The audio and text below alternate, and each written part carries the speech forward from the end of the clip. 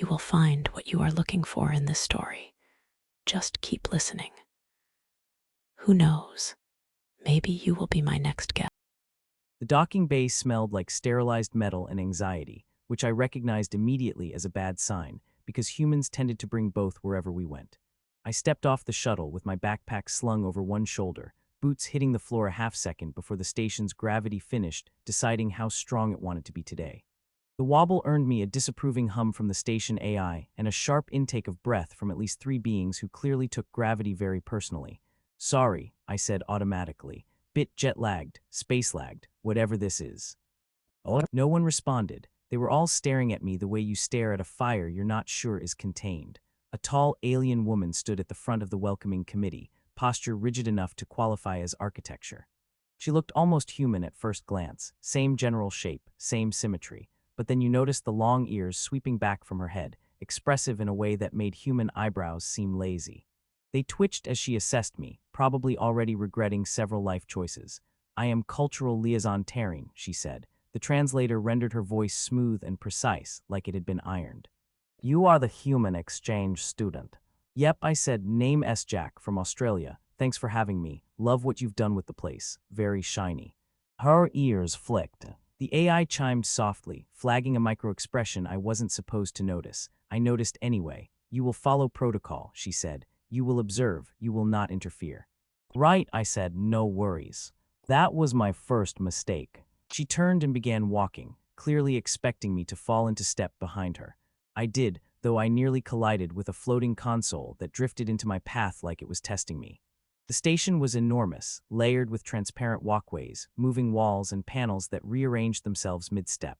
Everything hummed, everything watched. As an exchange student, Terran continued, you're here to learn our ways, not impose your own.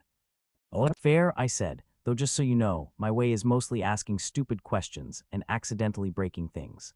Her ears twitched again, this time slower. We passed a group of council aides who stopped talking the moment they saw me. One of them whispered something. Another activated a scanner that immediately beeped in distress. What's that? I asked, pointing. Your emotional output, Terran said without slowing. It is excessive. I get that a lot, I said. Doctor says it's incurable. She stopped abruptly and turned to face me. Up close, her eyes were sharper than human ones, reflecting light in subtle layers. This station values restraint, she said. Control, predictability. Oh, I said, you're going to hate me. Her ears flattened for just a second before she composed herself. That will not be necessary. We entered a vast hall where representatives of dozens of species moved with choreographed precision. Everyone seemed to know where to stand, when to speak, when to breathe. I felt like I'd wandered into a ballet wearing flip-flops. A voice boomed across the hall. The human exchange student will present himself. Oh, that's my cue, I muttered. Wish me luck. Terran did not wish me luck. I stepped forward, the floor lighting up beneath my feet as if reluctantly acknowledging my existence. The Galactic Council loomed above, seated behind a curved dais, faces unreadable, limbs folded in ways that suggested deep skepticism. You are here, one of them said, to demonstrate that humanity can coexist within galactic order. Oh, yeah, I said, no pressure. A murmur rippled through the chamber. Terran made a sharp, cutting gesture that I guessed meant stop talking immediately. I did not. I continued, I'll do my best, can't promise perfection. Humans are more of a trial-and-error species. The silence that followed was profound. Somewhere, a predictive algorithm quietly died. You will adhere to station protocol, the council member said. You will suppress disruptive impulses. Oh, I scratched my neck. Define suppress. Terran's ears betrayed her again, angling back in what the translator flagged as anticipatory distress. We will begin with observation, the council said. You will speak only when addressed. Oh, understood, I said, mostly. That was my second mistake. As the session dragged on, rules were explained, systems outlined, expectations layered upon expectations. I tried to listen. I really did. But my brain kept snagging on things. When a counselor mentioned that emotional displays were considered a form of aggression, I raised my hand.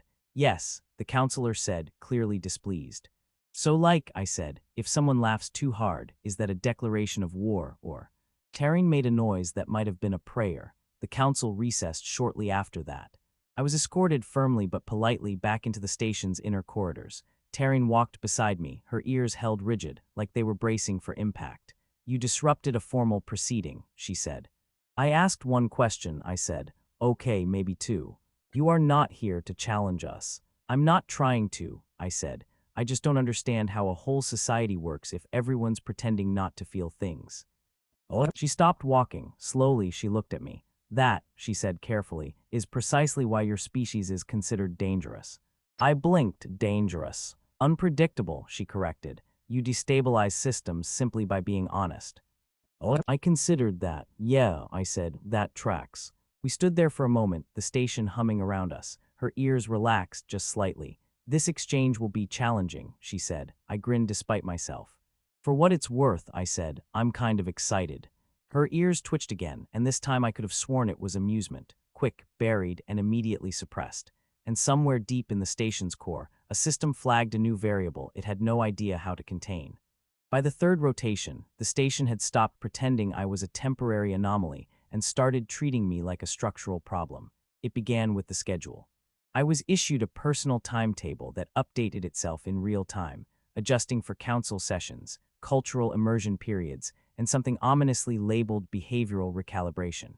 The timetable did not, however, account for curiosity, hunger, or the deeply human need to touch things that clearly said do not touch in at least 6 languages.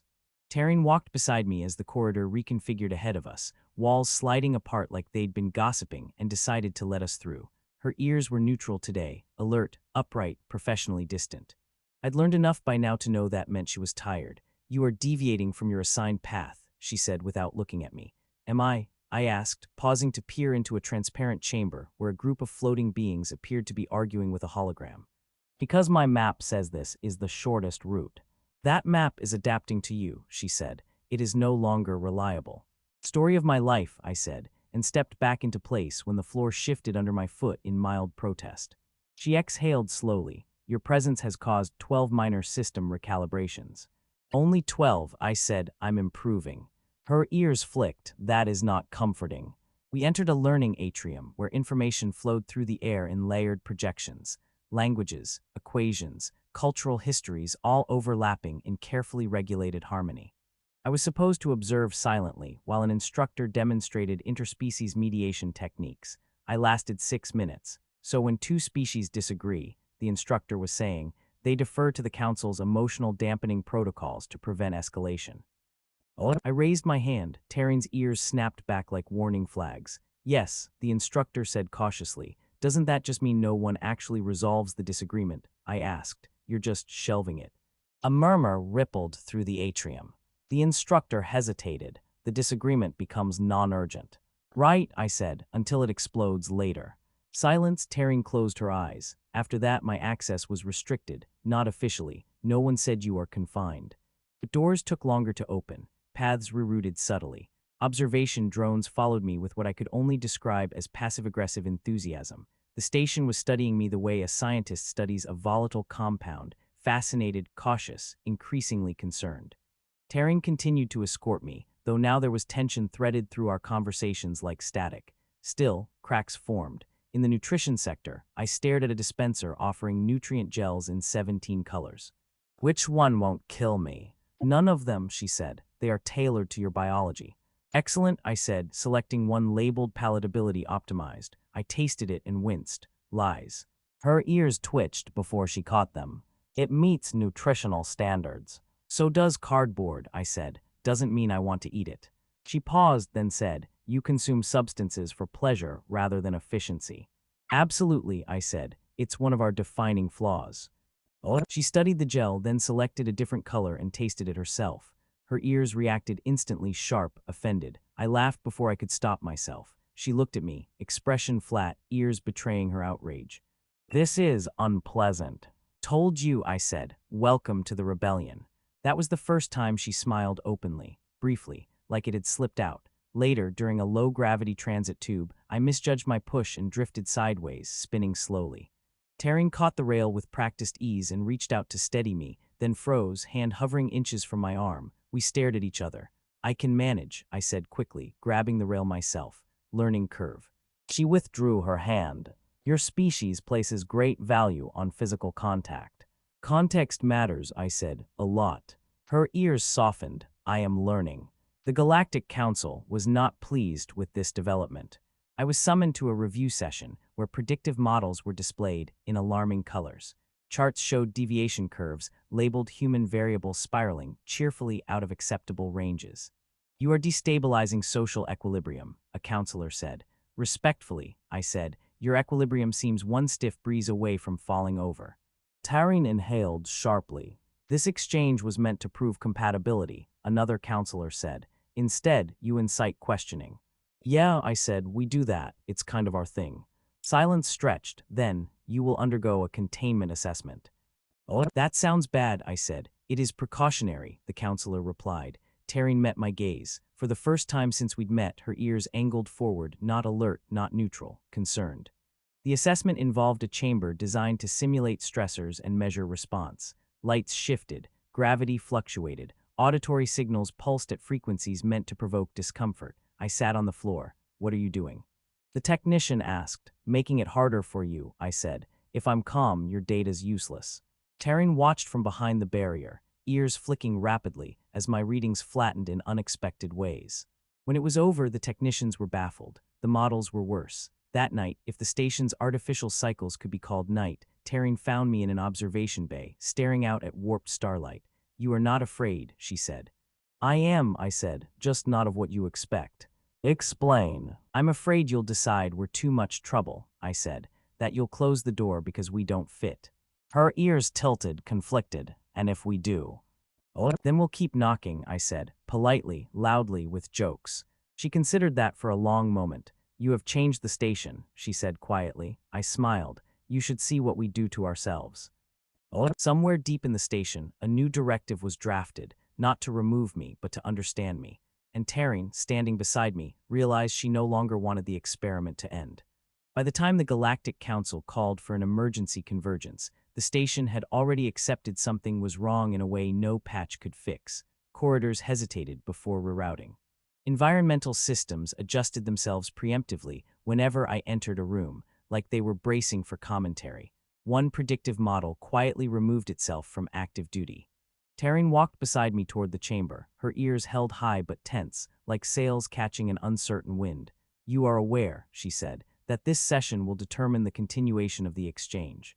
"Yeah," I said. "I figured this was the part where either I get a certificate or a very polite escort out the nearest airlock." "That is not humorous." "I know," I said, "that's why it works." She didn't respond immediately. Then quietly, "You could choose restraint, even now." I stopped walking, she stopped too. "Taryn," I said, "if I suddenly become what they expect, then everything they're afraid of was right. I don't want to win by pretending." Oh. Her ears flicked, conflicted. "You are difficult." "Also correct." The chamber doors opened, and the weight of attention hit like pressure. The council sat in their arc, data streams flowing around them in muted colors. A massive projection bloomed to life, showing simulations of cultural drift, all branching back to a single labeled node. "Human Jack." "Well," I said, squinting, "at least my name's spelled right." "This is not a jest," a counselor said. "I know," I replied, "but it's how I keep my knees from shaking." They launched into their findings: emotional contagion, behavioral disruption, the measurable increase in unsanctioned laughter across 3 sectors. One graph showed Taryn's neural readings diverging sharply from baseline. I glanced at her. She did not look away. "You were brought here," the council said, "to demonstrate compatibility. Instead, you demonstrate risk." "True," I said, "but risk isn't the same as harm. You inspire deviation." "Also true. You weaken structure." "Only the parts that can't bend," I said. "That's usually a warning sign." Silence followed, heavy and expectant. I took a breath. Not to calm myself, but to commit. "You built a galaxy that works by removing friction," I said. "No sharp edges, no loud emotions. It's impressive, but humans didn't survive by smoothing everything out. We survived by bumping into each other, arguing, laughing at the wrong moments, and still choosing to stay." A murmur rippled through the chamber. "I'm not saying you should be like us," I continued. "Frankly, that'd be a terrible idea. But pretending chaos doesn't exist doesn't make you safe. It just makes you unprepared." One counselor leaned forward. "And you believe chaos should be invited?" "No," I said. "I believe it should be understood." Oh. Taryn stepped forward then. The chamber reacted instantly, alerts flaring, protocols scrambling. "I submit an amendment," she said. Every eye turned to her. The human exchange has not destabilized us, she said, voice steady despite what her ears were doing. It has revealed us. The council hesitated. You are compromised. I am informed, she replied, by proximity. She looked at me, not apologetic, not uncertain, resolute. He did not force change, she continued. We reacted to him. That distinction matters. The chamber fell quiet in a way that felt different, not hostile, considering. After a long moment, the council spoke. The exchange will not be terminated. I exhaled, slow and shaky. It will be expanded. That hit harder. You will remain, the council said, under revised parameters. Observation will continue. Adaptation will be studied. Happy to help, I said. I come with footnotes. Later, as the station returned to its controlled chaos, Taryn and I stood by the viewport again. Stars warped gently beyond the glass. You stayed, she said. So did you, I replied. Her ears relaxed fully now. I have changed. Me too, I said. Turns out honesty's easier when you know someone's listening. She considered that. What will you do next? I smiled, probably mess something up, but this time I'll know why. She let out a soft sound, not laughter exactly, but close enough to count. Somewhere in the station, a new protocol was quietly written, not to contain humans, but to prepare for them. And for the first time since I arrived, I felt like the galaxy wasn't bracing for me anymore. It was making room.